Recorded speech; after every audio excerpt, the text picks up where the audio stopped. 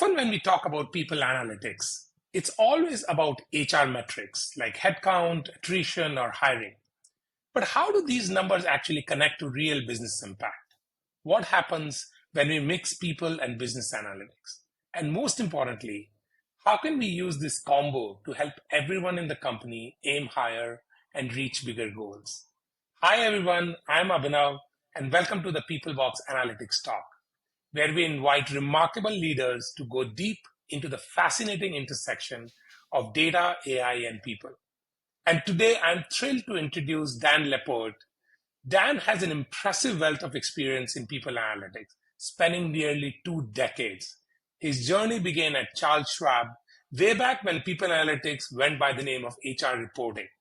Over the years, he lent his experience to Fortune 500 companies like Chevron and Kaiser Permanente, and now heads people analytics at Lucid Motors, the luxury electric car giant based in Northern California. Welcome to the show, Dan. Thank you, Abhinav. Nice to be here.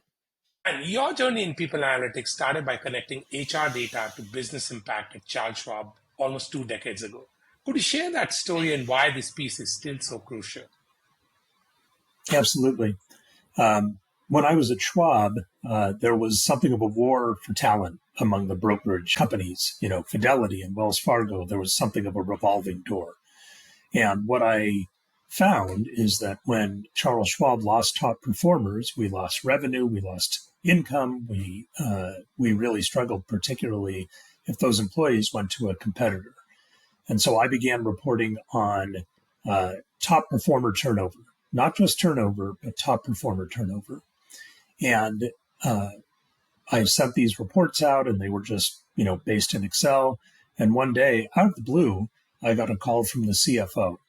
And the CFO said to me, "You have my attention," because it was so impactful when we lost those good people, those people who were bringing revenue or new assets to the organization. And I just vividly remember it being a very powerful moment in my people analytics journey. Fantastic, and that's how a very, very impressive journey started. And how is it different today, Dan? It's been almost 20 years with so many different companies, most of them Fortune 500. Today, when we look at the people analytics in the post-COVID world, is this any different? It's different because I think people analytics has become more of a thing. It's ubiquitous. I think every organization either is thinking about or has a people analytics function, and the expectation is that you are going to deliver insights and value. It's no longer just about providing data. It's about telling the story with data. So my example a moment ago with Schwab is now table stakes. I think everybody should be reporting on attrition across performance levels. And in your experience, what's really driving this shift? Why has it suddenly become so crucial? And every company is actually looking at insights and not just tables and dashboards. Yeah, well, people are one of the most important or expensive items on the balance sheet. And businesses are typically in business to make money. I suppose if you're a nonprofit, you're not there to make money. But when you are able to convince people that, our workforce is an incredibly expensive commodity or asset, and we're not doing a very good job managing that asset, people tend to sit up and take notice. And the analogy I like to use, Abhinav, is most companies have a better sense of how much money they're spending on office furniture than they do on their people. When you start to turn in, include things like the cost of replacement or talent acquisition costs. Most businesses think of those as baked in costs, but they're controllable and they're manageable and they're measurable. Could you walk us through a typical day or week in your role as the head of people analytics at Lucid or in your previous companies? Sure. I would say my day is really mixed of three things. One is responding still to ad hoc requests. There's always going to be need for a hiring rate or a turnover rate, or maybe it's around succession management. The second part is really strategically trying to engage with leaders. So taking the people function to the business and helping them understand what I mentioned before about what a cost people are and how they can perhaps run their business more efficiently with the right people in the right place, the right time at the right cost. And then the last piece of it is, once you build a people analytics practice, it's a matter of delivering on what you said you're going to deliver. So that's kind of the work of the work. If you're going to be looking at attrition trends by, gender, it's important to be able to provide kind of regular routine updates to people and what they might consider doing about things if they're crossing some threshold that they're concerned about. So those are the three areas I think people analytics plays in. And Dan, I'm sure in all these years that you have been into people analytics, some of the things might not have changed. Like for example, even 2 decades ago, the importance of attrition would be as high, or at least would be critical as it is today. But walk us through, like in these past 20 years, did you notice a shift in the types of people analytics project that you tackled? Absolutely. When I first started, it was miraculous to be able to calculate an attrition rate and provide some interpretation. Now there are, AI chatbots or benchmarks that you can bring in and be able to give business leaders a sense of what does good look like. If our attrition rate is 15%, how does that compare to the industry? How does that compare to other functions within my business? So it's changed a lot and it's become much more sophisticated and probably more valuable. It's so interesting that you spoke about AI. The world is like suddenly changing. It's such a huge speed with the advent of AI. Like, when it comes to people analytics, how do you see the best use of AI? I think this idea of, business leaders or HR business partners or any HR practitioner being able to ask natural language questions to a machine, right? This computer. What's my current headcount? How did my headcount change year over year? Which organization is growing fastest within my business? Those sorts of basic business questions, which typically come in over email, and then you spin up an analysis and you send it off, can now be done automatically. And I would add, I think we're kind of in the infancy there of bringing AI into people analytics. I think it's going to continue to grow. And it's a trend I'm actually looking forward to. Fantastic. Me too. I think it's a huge opportunity for a company like us to, provide this power of analytics and insights in the hands of every manager, every leader, and not just from people's side, but also on the business side. And on that note, Dan, when every time I speak with, a leader or an HR head, everyone agrees that people insight should be aligned to business outcome. Yet very few companies have been able to achieve that, and many people wonder that what are the specific challenges that companies face, or especially you have faced in your journey to achieve this alignment. People data is business data.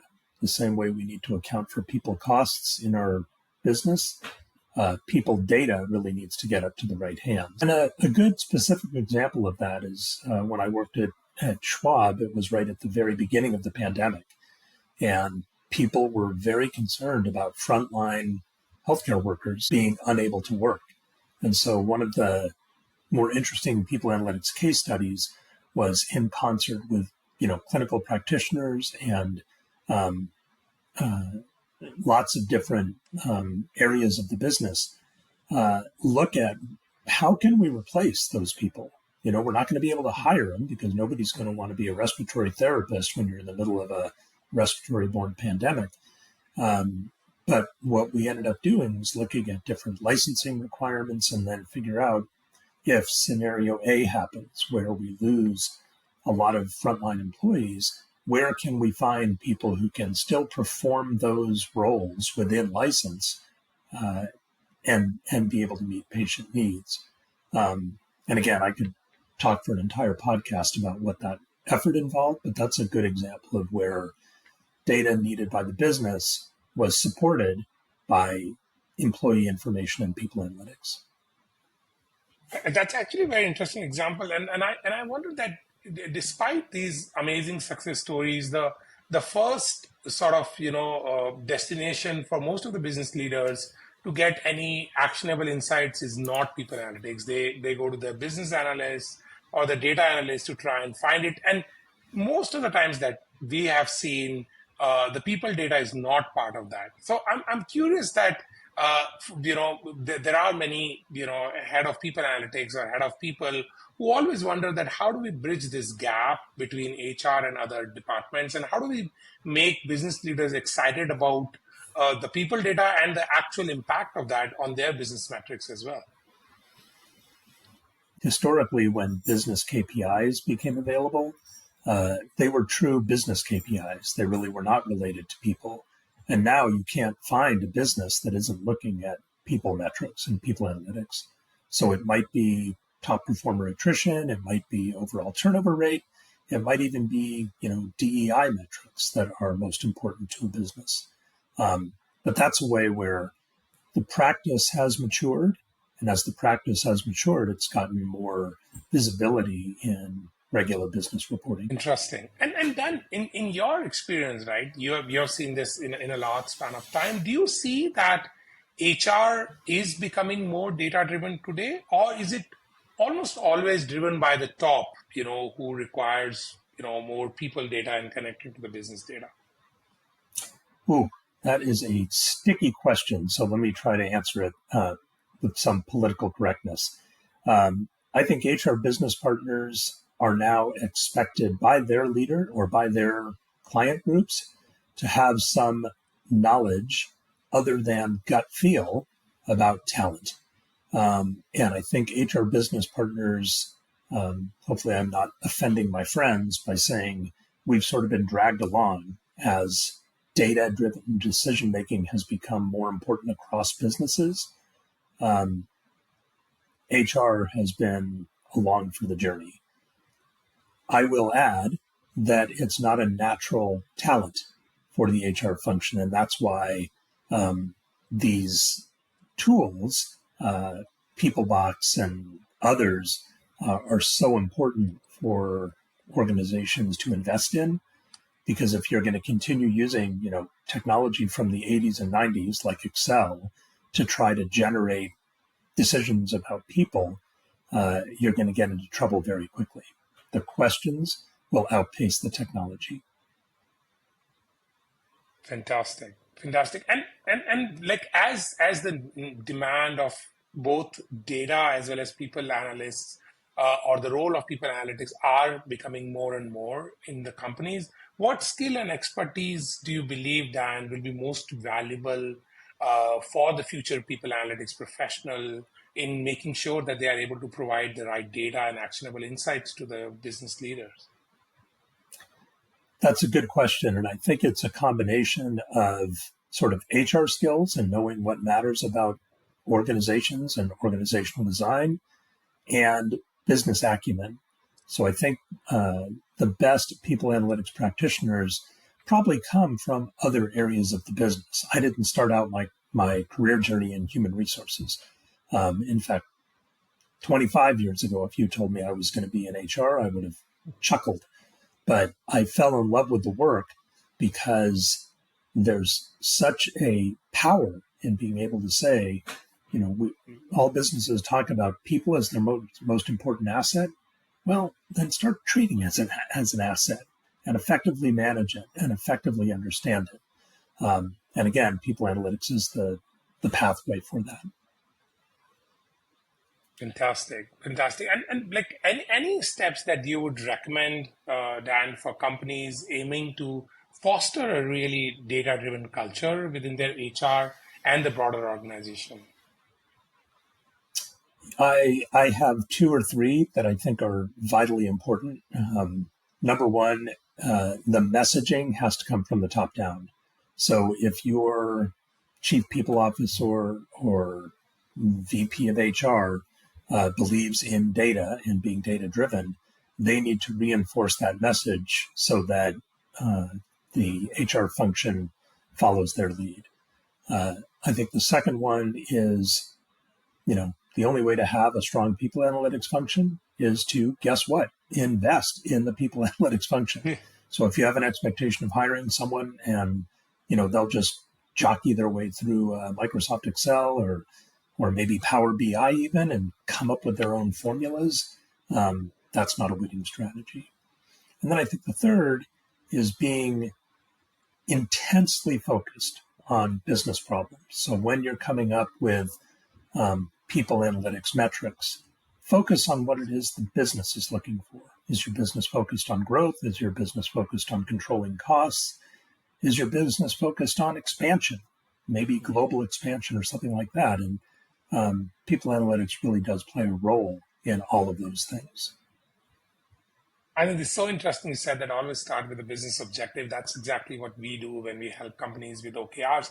And one of the questions that, I'm often asked is, where to start? I would say hiring a strong leader to make sure that you can sort of build a roadmap and a team. It's not, flipping a switch and you've got a people analytics function. You have to kind of grow from the ground up. If I was going to make a real recommendation, it would be look for someone who's a star in finance or maybe a star in your business and help them to understand the importance of people and ask them to maybe take on as a stretch assignment. Hey, we want you to develop this capability for us. And then, that person doesn't have to stay in that role forever, but getting a strong head start is vital. I'm very curious to know, Dan, in your this long, career in people analytics, what has been the most sort of mind-breaking or wow insight that you were able to provide? Yeah, that's a really good question, and I'm going to go back to some of my work at Kaiser Permanente, which for people watching this internationally or maybe outside of California for that matter, is one of the largest healthcare organizations in this country, in the United States, with more than 12 or 13 million members and 250,000 employees. And the question was, is there any correlation between what's happening with our people, and with Kaiser it was specifically nurse managers? Is there any correlation with them leaving or their performance or maybe how they're feeling about their job and patient outcomes? So we looked at business data from the quality side of the organization, where we had hospital readmittances or maybe even hospital quality scores or patient satisfaction metrics, and then looked at nurse manager turnover. Because when we know that when you have a lot of turnover in management, the employees under those managers tend to question, well, why am I still here? My manager left, or, my manager moved on. Where's my motivation? And we did that study, and it wasn't conclusive, I'll be honest, but that's the sort of thing where you can take very real business data, hospital quality scores, which lead to Medicare or Medicaid reimbursement rates, and people data, and marry the two together and see if you can find correlations. It's fascinating work, actually. Fantastic. That's fantastic. Coming back to the wish on AI, Dan, you have seen now the introduction of AI and its capabilities. How would you really like AI to transform the people analytics space? I think bringing AI to the forefront of people analytics is really all about democratizing data and democratizing information. So if you build an AI model where security is in place, of course, because you're dealing with sensitive data, but you give leaders the ability to simply ask a question or type a question and get an answer, that aspect of AI, the sort of natural language processing and machine learning and all those other components of AI, I think really will bring a sea change to how workforce data is democratized into business data. Fantastic. We now move to the last section of our podcast, which is my favorite, which is breaking the myths on people analytics. So I would share a myth, and I would love to hear your response on that. So the myth number one that we hear very often: you need to be an expert data analyst to use people analytics in a company. Debunked. I think what you really need is good cross-functional connections. You need connections with IT. You need connections with, obviously, HR. You need connections with the business. And if you know the right questions to ask, you can certainly find people or tools to build the answers for those questions. I couldn't agree more. Myth number two: people analytics reduces people just to their data. Debunked.